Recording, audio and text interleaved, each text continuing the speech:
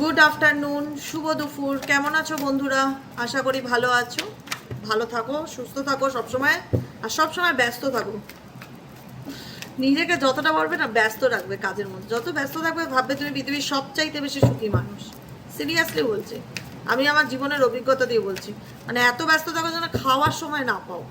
আমার যা হয়, সকালে টিফিন হয় আমার দুপুর দুটোয়, দুপুরের খাওয়া হয় বিকেল 5টা 4:30, প্রত্যেক দিন এক। ওই জন্যই বললাম, একদিকে ভালো লাগে একদিকে খারাপও লাগে যে শরীরের প্রতি অযত্ন হয়ে যাচ্ছে। এরকম চলতে থাকলে কদিন চলবে? তো যাই হোক, চলো দেখে নিই এই মুহূর্তে তুমি যাকে নিয়ে ভাবছো সে তোমাকে নিয়ে কি ভাবছে। আমি একটু আমার আমার ব্যাপারটা শেয়ার করি। তোমরা বলো দিদি কেমন আছো, তো দিদি একটু মাঝে মধ্যে আপডেট দেয়, মাঝে মধ্যে দিদি কি চলছে, কত বিজি হয়ে গেছে যে এখন 11টার থেকে রিডিং একটাই নিয়ে গেছে, আরও 2 ঘন্টা পিছিয়ে গেছে। কিন্তু রিডিং দিদি বন্ধ করবে না, খুব অসুবিধা না হলে। আই থিঙ্ক গুরু পূর্ণিমা বুধবার দিনকে, সেদিনটা রিডিংটা বন্ধ থাকবে। হ্যাঁ, বলে রাখলাম আমার বাড়িতে পুজো আছে, তো একসাথে তো সব কিছু হ্যান্ডেল করতে পারবো না, তাই জন্য গুরু পূর্ণিমার দিন রিডিংটা বন্ধ থাকবে। আর যদি কোনো শর্ট রিলস টাইপের কিছু পারি সেটা আপলোড করব, বড় রিডিং আসবে না। হ্যাঁ, বুধবার দিনকে আমি সেটা বলে রাখলাম, ওয়েট করবে না, 1টা 1:30 বেজে গেলেও আসবে না, কারণ আমার বাড়িতে পুজো আছে সেদিন, পসিবলি না। তো ওই জন্য জানিয়ে রাখলাম। ঠিক আছে, চলো দেখে নেই হার্ট হিডেন সিক্রেটস। তুমি এই মুহূর্তে যাকে নিয়ে ভাবছো তার মনের মধ্যে তোমাকে নিয়ে কি চলছে? তুমি এই মুহূর্তে যাকে নিয়ে ভাবছো তাকে নিয়ে তোমার মনের মধ্যে, তার মনের মধ্যে এই মুহূর্তে কি চলছে? তুমি যাকে নিয়ে ভাবছো তার মনের মধ্যে এই মুহূর্তে কি চলছে? Please divine angel, divine universe help করুন ও গাইড করুন। Angel archangel Michael please help me and guide me. Angel archangel Michael please help করুন ও গাইড করুন। No contact, on off situation, extra marital, same gender, প্রত্যেকের জন্য এই reading. তুমি যদি থেকে থাকো, তুমি যাকে নিয়ে ভাবছো সে তোমাকে নিয়ে বা এই সম্পর্কটাকে নিয়ে কি ভাবছে। Please divine angel, divine universe help করুন ও গাইড করুন। Angel archangel Michael please help me and guide me. Angel archangel Michael please help করুন ও গাইড করুন।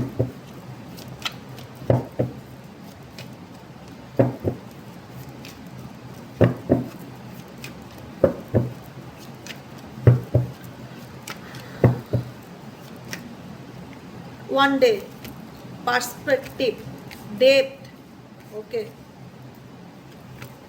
abundant, broken, rejections. Bottom of the ডেকে আছে রিজেকশনের কার্ড। রিজেকশন কি বলছে? বর্তমান এনার্জিতে তোমার পার্সনের মনে কি চলছে? বর্তমান এনার্জিতে তোমার পার্সনের মনে ভয় চলছে। ভয়, ভয় হচ্ছে কিসের ভয়? রিজেকশনের ভয়। এই ব্যক্তি মনে একটা, মানে মনে বলে না যে পেটে খিদে মুখে লজ্জা, এই ব্যক্তির সেটাই হচ্ছে। এই ব্যক্তি only you, bottom of the ডেকে আছে অনলি ইউর কার্ড। এই ব্যক্তি তোমার প্রতি সত্যি এক, জানি না কেন আমার ফিল হচ্ছে এনার্জি যে এই ব্যক্তি এখন তোমার প্রতি ভীষণ ডিভোটেড হয়ে গেছে। মানে তোমাকে ছাড়া থাকতে পারবে না, তোমাকে ছাড়া ভাবতে পারবে না, তোমাকে ছাড়া চলতে পারবে না। এখন তুমি তার সব কিছু, এটা মনে হচ্ছে এখন তুমি তার জীবনের সব থেকে বড় প্রায়োরিটি, এটাই ফিল হচ্ছে অনলি ইউতে। ঠিক আছে, অনলি ইউর পরে আছে রিজেকশনের কার্ড। রিজেকশন এটাই ইন্ডিকেট করছে আমি যাকে ভালোবাসি বা আমার যাকে মনে হচ্ছে আমি যার প্রতি ভালোবাসাকে অনুভব করতে পারছি, বা আমার এখন মনে হচ্ছে আমার তাকে চাই, কিন্তু আমার মধ্যে এটাও কাজ করছে যে আমি যদি তাকে কোনো কিছু খোলাখুলি বলি, সে যদি মুখের উপর রিজেক্ট করে, বা এই ব্যক্তি কিছু রিজেকশন এনার্জি কেন আসছে, কেন তার মনে হচ্ছে তুমি তাকে অস্বীকার করবে, বা তুমি তাকে অ্যাকসেপ্ট করবে না, বা তুমি তাকে ট্রাস্ট করবে না, কেন মনে হচ্ছে? এই ব্যক্তি তোমার লাইফে ডেফিনেটলি কামব্যাক করতে চায়, এবং অনেকের কামব্যাক করবে, আমাকে জানাবে কিন্তু অবশ্যই কমেন্টে।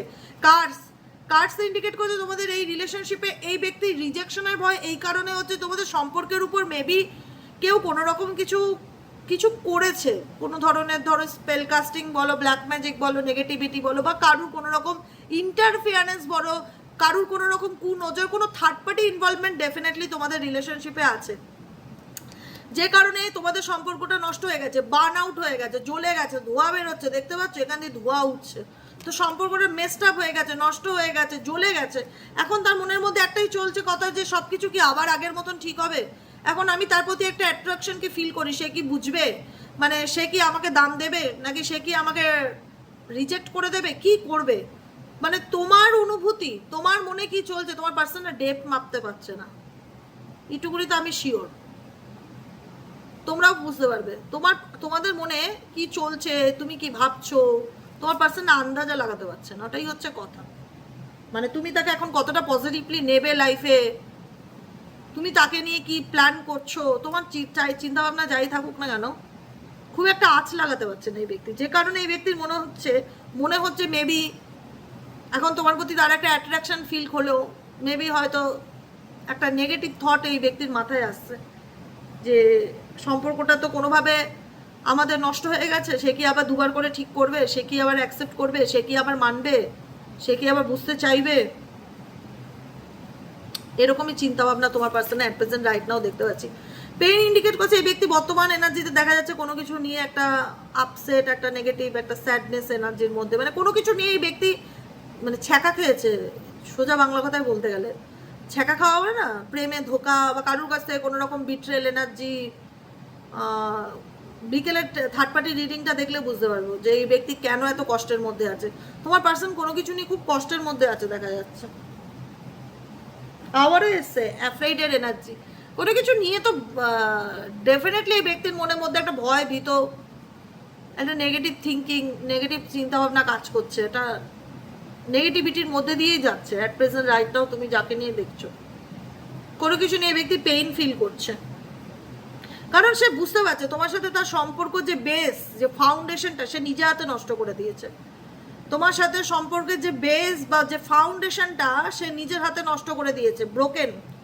যেখানে দাঁড়িয়ে তুমি তোমার মেন্টালিটি হয়তো এই ব্যক্তিকে নিয়ে চেঞ্জ হয়ে গেছে, বা তুমি এখন হয়তো এই ব্যক্তিকে নিয়ে আগে যে ব্যাপারটা ছিল সেই রকম সেম সিচুয়েশন বর্তমানে ফিল করো না। কারণ ডিস্ট্রয়েড এনার্জি কি, নষ্ট হয়ে যাওয়া, ধ্বংস হয়ে যাওয়া, শেষ হয়ে যাওয়া, হার্ট ব্রোকেন এনার্জি, মন ভেঙে যাওয়া। এখানে তোমার মন ভেঙে গেছে, তুমি এই রিলেশনশিপে অনেক আঘাত পেয়েছো, কষ্ট পেয়েছো, যে কারণে তোমার মধ্যে একটু হলেও পরিবর্তন এসছে।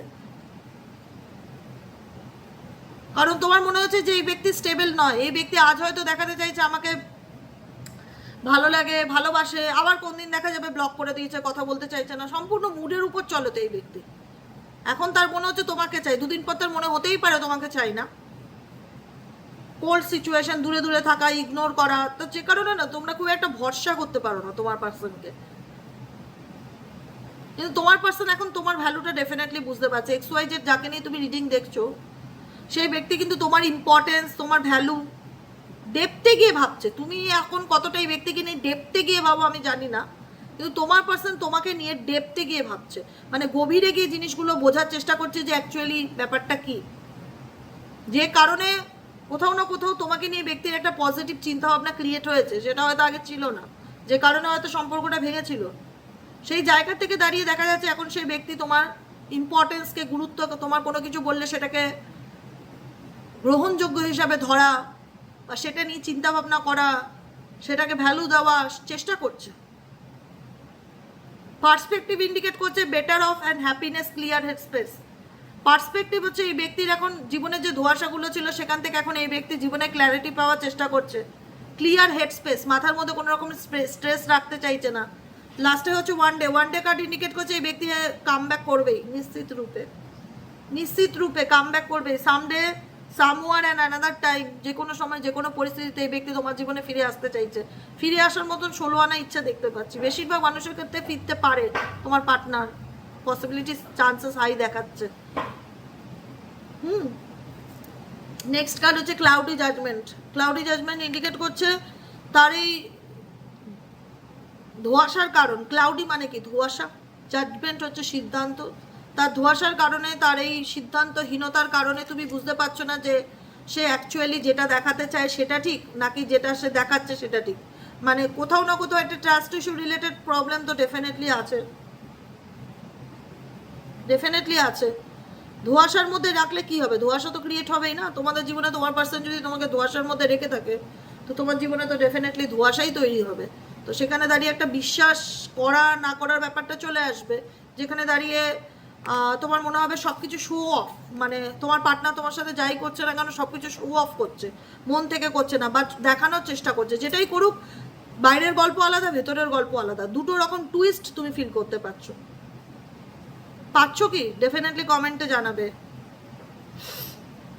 কারণ এখানে তার প্রিটেন্ডিং ইন্ডিকেট করছে তার জীবনে যে ইলিউশন আছে, তার জীবনে যে সিচুয়েশন, সেটা অ্যাকচুয়ালি প্রিটেন্ড করছে না, সে তোমাকে দেখাতে চাইছে না অ্যাকচুয়ালি তার মনে কি চলছে। আর সে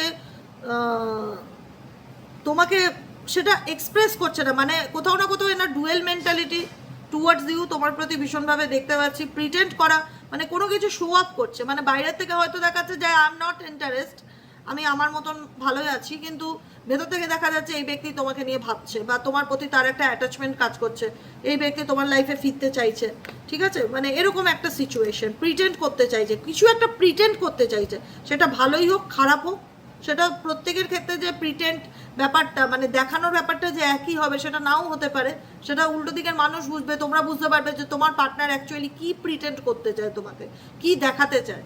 ডেপথ মাপতে হবে মানুষের, প্রথম কথা সম্পর্কই হোক বন্ধুত্বই হোক, ডেপথ মাপতে হবে মানুষের যে অ্যাকচুয়ালি সে কেমন কি, বুঝতে পেরেছো? রিজেকশনের এনার্জি তো বললামই। লাস্ট কার্ড হচ্ছে চেজিং কার্ড। চেজিং কার্ড আমি আবারও বলবো, এই ব্যক্তি চেস করে, ভীষণ উৎসাহ আছে, একদম যে ছেড়ে দিচ্ছে তোমাকে দেখাচ্ছে হয়তো যে কুল সিচুয়েশন, কাম সিচুয়েশন, বা এক এক সময় চুপ হয়ে যায়, কোনো কিছু বলে না, ভীষণ কনফিউশনে থাকে।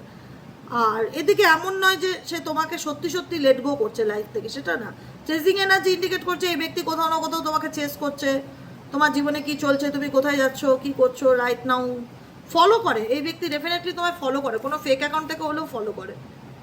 হয়তো তেষ্টার মর্জির উপরে ডিপেন্ড করে তার তোমার জীবনে থাকা না থাকাটা, কিন্তু এই ব্যক্তি যেখানেই থাকুক, যে পরিস্থিতিতেই থাকুক, তোমাকে ফলো করে, এটুকুনি তুমি নিশ্চিত থাকবে। লয়ালিটি, ও মাই গড, অনেকদিন পরেই কাটটি দেখলাম।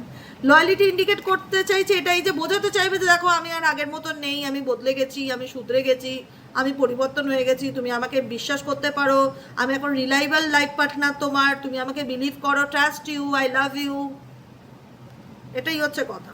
এবার তুমি বিশ্বাস করবে কি করবে না তোমার ব্যাপার, সবটুকুই তোমার হাতে, কারণ ঠকেছ তুমি, অন্য কেউ না। অতএব সেই জায়গায় দাঁড়িয়ে তোমাকে বিচার করতে হবে যে এখন সে যতই দেখা সে শুধরে গেছে, বদলে গেছে, সে তোমার জীবনে ফিরতে চায়, এটাও ফেরার এনার্জি। এই যে কুকুরটা একটা ফুল নিয়ে তার মালিককে দিচ্ছে, এখানে কুকুরের ছবিটা কেন দেওয়া আছে, কারণ কুকুরকে আমরা বলা হয় না যে খুব আদর্শ বা লয়াল, সততার দিক থেকে বলা হয় যে লয়াল প্রাণী। হ্যাঁ, মানুষের প্রতি কেউ তাকে দুদিন খেতে দিলে 3 দিন তার দাস হয়ে থাকে, তো সে কোথাও না কোথাও তোমার দাস হয়ে থাকবে, লয়াল হয়ে গেছে, সে বদলে গেছে, শুধরে গেছে, আর অন্য জায়গায় যাবে না, অন্য কারোর সাথে সম্পর্ক রাখবে না। কোথাও না কোথাও এই ব্যক্তি নিজেকে বোঝাতে চাইছে যে আমি চেঞ্জ করে ফেলেছি, নিজেকে পাল্টে ফেলেছি, আমি পাল্টে ফেলে তোমার জীবনে ট্রান্সফর্ম হয়ে ফিরে আসতে চাইছি, তুমি আমাকে বিশ্বাস করো, তুমি আমায় বিশ্বাস করো। মানে তোমার কোথাও না কোথাও এখন একটাই জিনিস মনে হচ্ছে, তোমার পার্টনারে তোমার বিশ্বাস পাওয়ার চেষ্টা করছে এই ব্যক্তি at present right now. Clarity indicate করছে তুমি তুমি তাকে বিশ্বাস করবে কি করবে না সেটা তোমাদের ব্যাপার, কিন্তু তুমি সত্যিটা জানতে চাইছো, কারণ তোমার পার্সন তোমার থেকে অনেক কিছু লুকিয়েছে, মিথ্যা কথা বলেছে, তোমাকে দিনের পর দিন অন্ধকারে রেখেছে, যে কারণে তুমি একটাই জিনিস জানতে চাইছো যে আমি তোমাকে বিশ্বাস করব, তার থেকেও আগে বড় যেটা আমার দরকার সত্যিটা জানা, যে তুমি এতদিন আমার কাছ থেকে কি কি লুকিয়েছো, কেন আমার সাথে এরকম করেছো, বা কি চলছে তোমার মনে, তুমি আমাকে খোলাখুলি কথা বলো, আমি কোনো মিথ্যা কথা বলা পছন্দ করি না। যদি সত্যি বলতে পারো তাহলে আমি সত্যিটাই শুনতে চাই, সত্যিটাই জানতে চাই। আমি জানতে চাই না তুমি কতটা বদলেছো, তোমার মধ্যে কতটা কি পরিবর্তন এসছে, তুমি আমাকে নিয়ে কি ভাবছো, আমার জানার দরকার নেই। আমি চাই তুমি আমার কাছ থেকে যেগুলো লুকিয়েছো সেগুলো বলো, কেন আমাকে ঠকিয়েছো, কেন আমার সাথে বেইমানি করেছো, কেন আমাকে মিথ্যা কথা বলেছো, কেন আমাকে অন্ধকারে রেখেছো।